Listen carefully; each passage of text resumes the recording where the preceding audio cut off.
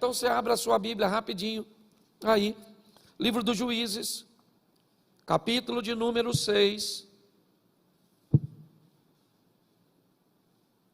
a partir do verso 1, eu quero só fazer uma reflexão com vocês,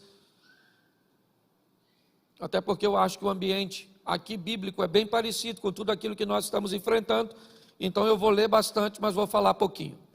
Vamos lá. Porém os filhos de Israel fizeram o que parecia mal aos olhos do Senhor, e o Senhor os deu nas mãos dos midianitas por 7 anos.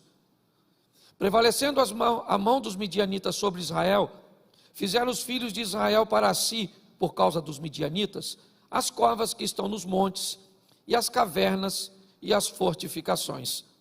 Porque sucedia que, semeando Israel, subiam os midianitas e os amalequitas, e também os do oriente contra eles subiam.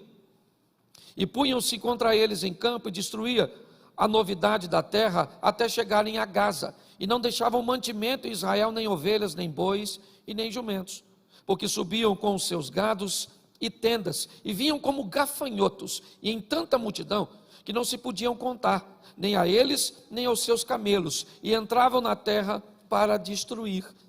Assim, Israel empobreceu muito pela presença dos midianitas. Então, os filhos de Israel clamaram ao Senhor.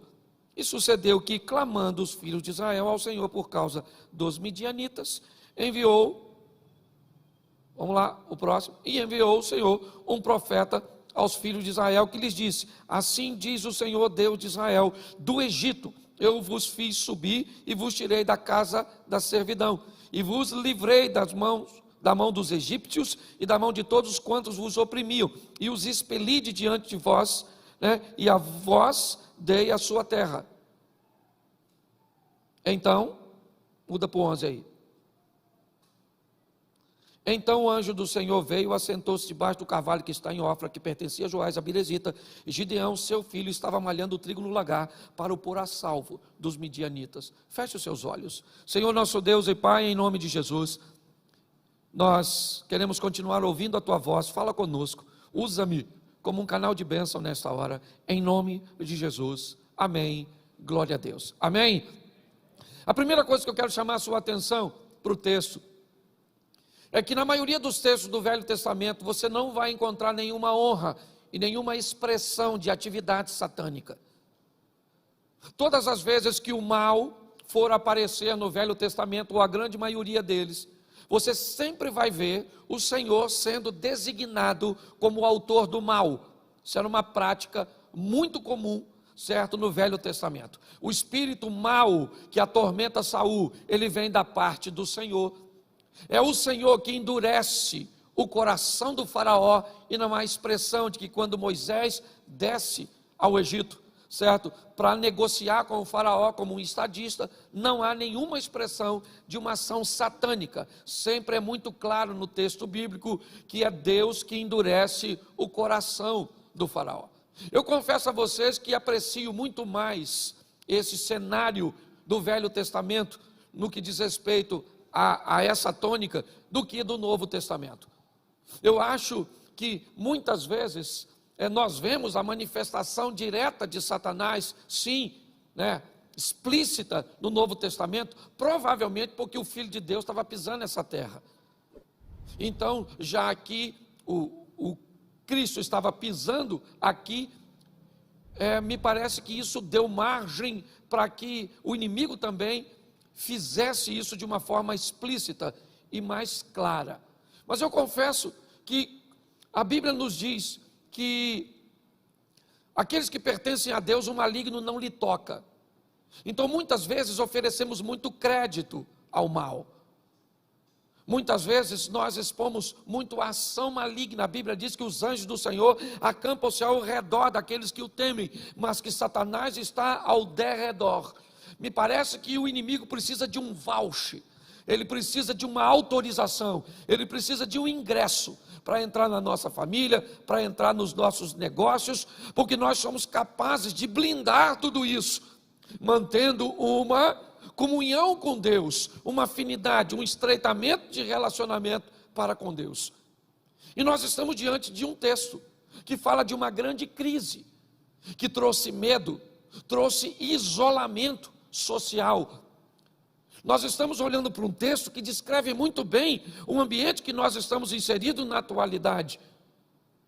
O texto diz que os midianitas, eles entram durante 7 anos com o propósito de destruir a economia do povo, fazer com que houvesse um empobrecimento, fizesse com que aquele povo que podia caminhar livre, que podia ter liberdade, se escondessem em covas, em cavernas, porque todas as vezes que eles marchavam com um nível de destruição muito alto, e preste atenção, era muito mais do que uma destruição financeira, era uma destruição moral, era uma destruição e um caos emocional, porque se quisessem destruir, teria feito isso logo no início, entrava com seus exércitos e matava toda a nação.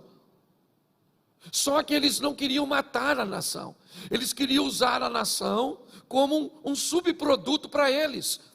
Eles produziriam durante um ano, e assim que estivesse um ambiente de colheita e de armazenamento, eles programavam uma invasão, mas não matavam as pessoas, iam embora com todos os recursos que eles tinham construído durante esse período. Então você imagina, eles plantavam para o filho dos outros comer, eles plantavam para que os outros prosperassem. Por final, eles buscavam cavernas, covas, um ambiente onde eles conseguissem se esconder, se isolar, por causa do medo. Era isso. E nesse ambiente, Deus vai enviar recursos. Nesse ambiente, o povo volta o seu coração para Deus. E Deus é misericordioso. Deus é bom. E quando o povo clama a Deus, Deus manda um profeta, que vai exatamente, debaixo do carvalho que está em Ofra, que pertencia a Joás o Abiresita, onde seu filho Gideão está malhando o trigo no lagar, para o pôr a salvo dos midianitas, como diz o texto. Preste atenção, Gideão também é alguém que está com medo, é alguém que tem sofrido os danos, o empobrecimento. Gideão é alguém que tem visto e vivido todas as dificuldades, como todos os demais. Porém, apesar do lagar ser um ambiente para beneficiar uvas, malhar o trigo no lagar é algo extremamente desajeitado, incoerente. Para malhar o trigo, ele precisava de um espaço maior, de uma condição mais favorável. Mas ele não tem isso. O que ele tem é um lagar. E me parece que Gideão vai ser escolhido, não porque Deus tem privilégios, não. Eu tenho aprendido que a oportunidade ela é basicamente universal. As pessoas é que decidem o que irão fazer com elas. Eu falei aqui esses dias, estava escuro para 12 discípulos, estava ventando para 12 discípulos, o medo tomava conta dos 12, Jesus aparece em cima d'água para os 12, mas um dos 12 diz, eu quero andar sobre as águas. E por que é que os outros 11 não andaram? Porque não quiseram. Se quisesse ir, o poder que Jesus tem, daria suporte para todos eles andarem sobre as águas. Imagine se fossem mais ousados, dissessem para Jesus, já que estamos aqui, vamos embora a pé, andando sobre as águas.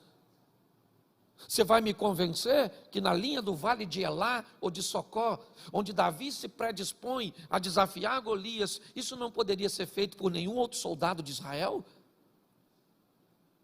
É isso que você quer me dizer? É isso que você pensa?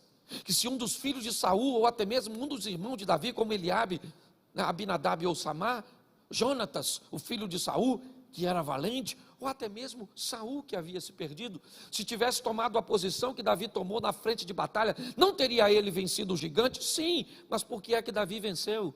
Porque ele resolveu pelejar. A dificuldade tem vindo para todos, seja no campo espiritual, emocional ou material. Se você pensa que há um complô do mundo ou da estrutura contra você, você está muito enganado. A proposta do maligno é roubar, matar e destruir. Essa é a sua missão. Qual é a diferença entre as pessoas? É que alguns nutrem e guardam suas forças para conseguir sobreviver a essas adversidades. A maldade está espalhada em todos os ambientes.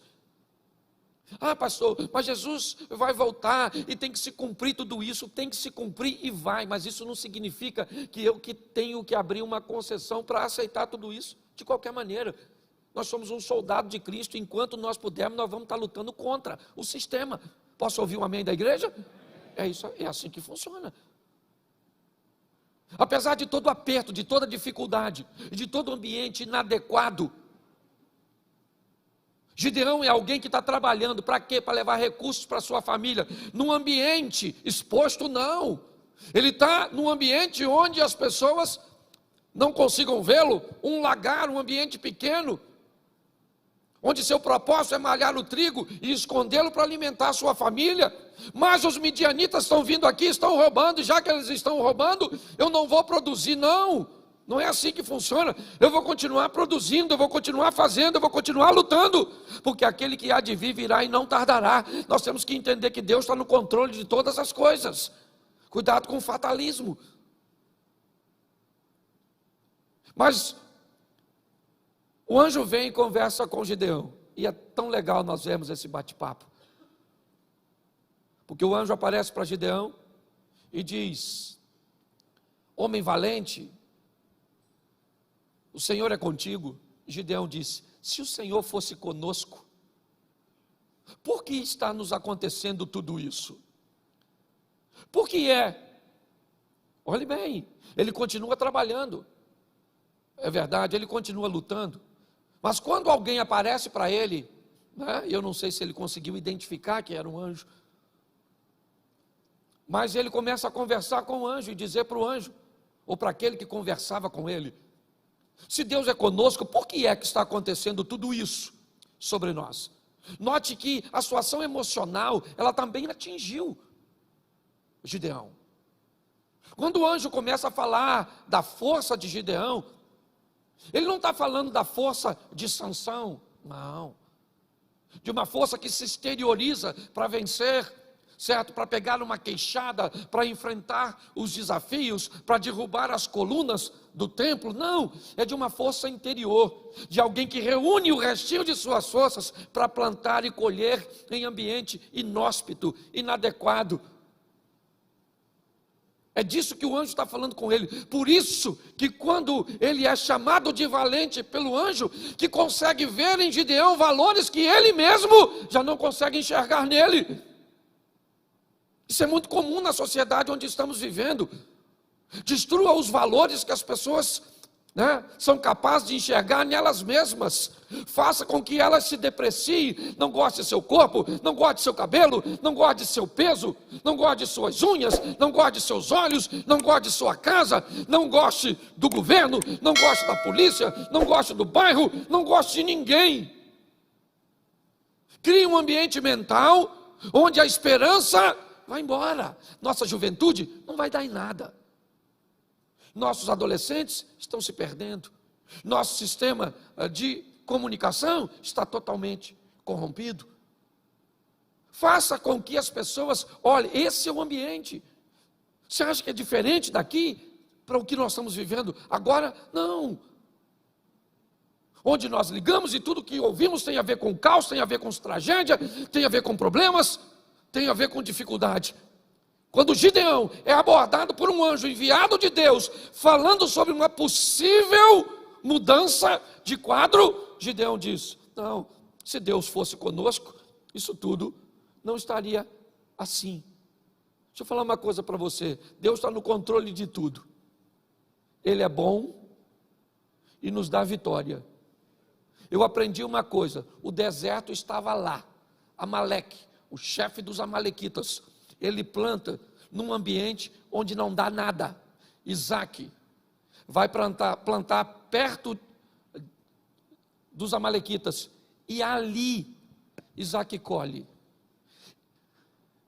As plantações dos amalequitas não sobreviviam, preste atenção, ao solo, aos nutrientes, à água e todas as coisas que elas precisavam. Mas Isaac planta no mesmo solo que Amaleque e colhe num ambiente onde o outro não consegue colher. Se você acha isso injusto, eu vou respeitar você, mas eu aprendi que quem anda com Deus é capaz de colher, de sobreviver e de viver o extraordinário onde outros vão viver escassez. Isso é bíblico. Se você gosta disso ou não, fica para você. Quando nós olhamos, é isso que vemos. Deus é a garantia, sabe? É que muitas vezes o medo parece entorpecer a nossa mente, parece dominar o nosso autocontrole. É Agar achando que vai morrer, o meu menino está debaixo de uma árvore, certo, sofrendo de inanição, e agora, o que vai acontecer? E o anjo aparece e diz: acorda, Agar. Olha o poço aí pertinho de você. O texto não nos diz que o poço apareceu. O texto diz que os olhos daquela mulher se abriram para ver algo que já estava lá. Deus está querendo abrir o meu e os seus olhos para que nós vejamos que Ele está conosco neste tempo e que esse ambiente que não é favorável vai ter que nos fazer prosperar e vai ter que nos dar vitória, porque o nosso general é Cristo, Ele está conosco. Então nós temos que mudar essa visão. E é isso que o anjo está tentando fazer com o Gideão. Gideão começa a fazer uma leitura que eu acho muito legal. Ele começa a dizer: a minha família é a mais pobre de Manassés e eu o menor. Gideão começa a olhar para seu contexto e de uma forma muito correta ele faz uma leitura de sua realidade. E a realidade de Gideão diz para ele: cara, você é o mais novo numa cultura onde tudo é depositado no primogênito. Você é uma das menores tribos. E se não bastasse isso, a sua família é uma das mais pobres. Gideão está dizendo: eu não tenho a influência do dinheiro para garantir o meu posicionamento de um líder para subjugar os midianitas. Eu não tenho a força da liderança de um primogênito que teve a escola de treinamento, sendo treinado por seu pai para treinar seus irmãos. Eu não tenho isso. Ele começa a mostrar o quê? Que ele não tem dinheiro, que ele não tem recursos, que as possibilidades de que aquilo aconteça na vida dele são remotas, são basicamente utópicas, surreais, impossíveis. É isso. É isso que esse cara está descrevendo. E com quem que ele está conversando? Com o enviado de Deus, onde o enviado de Deus está dizendo: eu estou levantando você para que você lidere uma revolução. E ele está dizendo para Deus: não vai dar, eu não tenho dinheiro, eu não sou o primogênito, eu sou o menor, não tem como, o senhor deve ter vindo debaixo da árvore errado. É isso que ele está apresentando. O quadro dele é tão ruim, gente, que ele pede não para Deus provar uma vez que está com ele, mas duas. Gideão está olhando e diz: olha, então eu preciso de uma prova. Eu disse: olhe bem, por muito menos a paciência de Deus se esgotou com outros. E por que ela está se prolongando com Gideão? Porque Deus trata pessoas com individualidade, entendeu? E na individualidade o ambiente é totalmente diferente. São 7 anos de problemas, 7 anos de escassez, 7 anos de humilhação. É isso. É perfeitamente aceitável que as pessoas sejam capazes de mudar e de transformar sua vida em tempos diferentes, porque são treinadas e vivem em ambientes emocionais diferentes. Nós temos aqui na igreja gente que entrou aqui há 2, 3 anos e está muito mais à frente em seu ambiente, né, de conhecimento bíblico, em seu ambiente de relacionamento com Deus, do que pessoas que já vieram de 10, 15, 20 anos no Evangelho. E por que isso? Porque umas são relaxadas e outras são mais aplicadas? Não, porque pessoas são diferentes. O que Gideão está falando com Deus é: eu estou te apresentando, Senhor, as minhas dificuldades e as minhas limitações. E é perfeitamente fácil de entender, pois ele mesmo descreve. Eu não sei a idade que esse cara tinha, mas 7 anos, suponhamos, né, que ele tivesse 30 anos, e durante 7 anos viu tudo isso acontecer, é tempo suficiente para permitir que ele tome essas decisões. Deixa eu falar uma coisa: hoje você está meio confuso, hoje você está meio para baixo, esse ambiente pandêmico de notícias ruins, de caos, de STF, de problemas aqui, a segunda onda do Covid, e todas essas coisas, a ausência de garantia, o lockdown, e tantas outras coisas que estão acontecendo, é perfeitamente normal. Todos nós estamos inseridos nesse ambiente. É um ambiente aparentemente de segurança para todos nós. Mas nós temos uma garantia em meio a tudo isso e não podemos esquecer: o Senhor é conosco, e se o Senhor é por nós, quem será contra nós? Você está entendendo? Nós podemos sofrer o impacto de tudo isso, sim, porque somos seres humanos, ligamos as mídias, olhamos as coisas, é tudo isso que ouvimos. Mas nós temos uma informação que se sobrepõe a tudo isso, que é que Deus está conosco, que a garantia da nossa vitória está no nosso Deus, no Todo-Poderoso. E quando olhamos para isso, é sobre isso que eu quero caminhar com vocês agora. Mesmo olhando tudo contrário, desfavorável, nesse ambiente, Gideão resolve se posicionar. Ele não está muito bem, ele acha que não vai dar muito certo, mas ele faz a convocação. Ele já recebe a aceitação da liderança, e ele então chama o povo para ser liderado por ele. E para surpresa de Gideão, aparece quantas pessoas? Quantas? 32 mil pessoas. Pensa nisso. Um cara que achava que ninguém ia seguir ele, agora do nada ele faz uma convocação e Deus faz com que 32 mil pessoas. Deixa eu te mostrar esse texto aqui. Espera aí. Me ajuda aí se alguém tiver com ele na mão.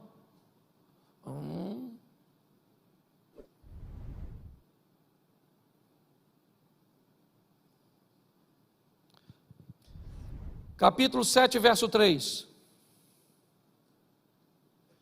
Põe o 3 aqui, que aí fica mais rápido.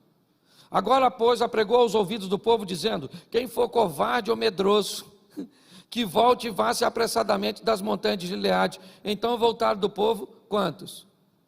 Quantos? Quantos? O cara tem 32 mil homens para ir numa batalha.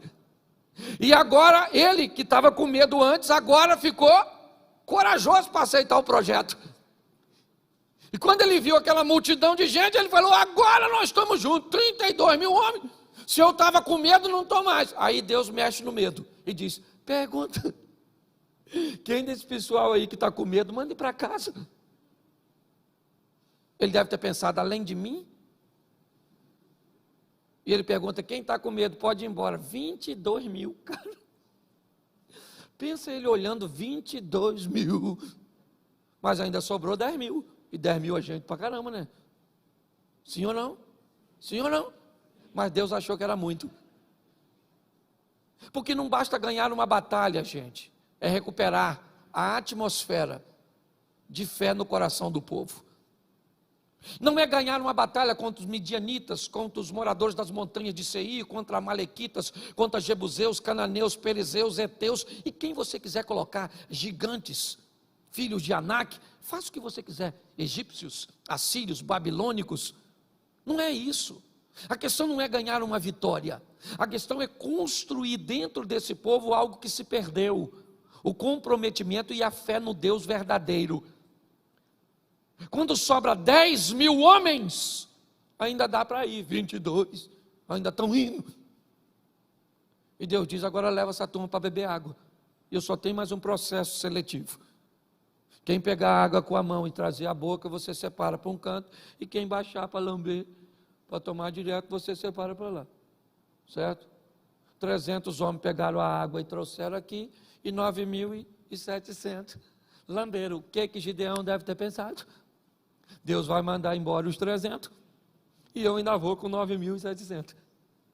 Deus falou, manda os 9.700 embora, porque nós vamos agora com 300.